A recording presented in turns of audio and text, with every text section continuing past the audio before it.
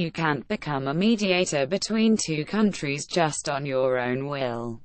It is impossible. You need both sides to be willing, Peskov said. Peskov's comments come just days after the UN Security Council unanimously adopted a new set of USD-drafted sanctions on North Korea in response to Pyongyang's November 29 ballistic missile test. The latest sanctions aim to further restrict energy supplies, tighten restrictions on smuggling and the use of North Korean workers overseas, are the toughest yet, according to U.S. Ambassador to the UN Nikki Haley. The vote was unanimous, but Russia's ambassador to the UN criticized the resolution, saying that the U.S. had rushed it through with several last-minute amendments that targeted North Korean workers abroad. Some 40,000 North Koreans work in Russia, and they send significant amounts of their income back home. The resolution's requirement of a 24-month period for North Korean workers to return home is the minimum acceptable period necessary to deal with the logistical aspects of the issue, Ambassador Vasily Nebenzia said, before adding one last criticism of the resolution. Unfortunately, our call to preclude a further escalation of tensions, to revise the policy of mutual intimidation, was not heeded, Nebenzia said.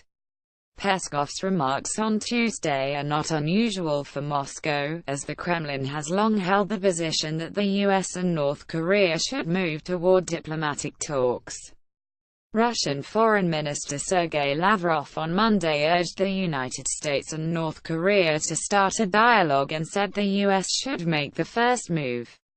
I think the first step forward should be done by the party which is mightier and which is smarter, and we've held that there are people in the US who believe the situation should be resolved through diplomatic means, he said in an interview on RT. The minister on Tuesday urged a fast path toward negotiations in a call with his Secretary of State Rex Tillerson, according to a statement from the Foreign Ministry.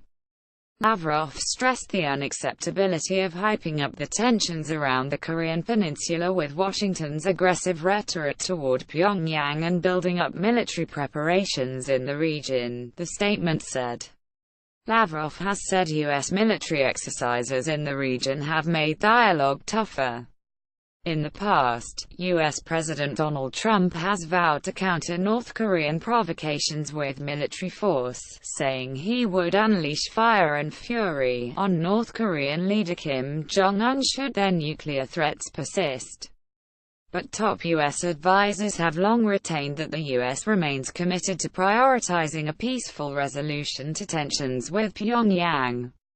CNN's Fred Pleitgen, Pamela Boykoff and Mary Ilyushina contributed to this report from Moscow.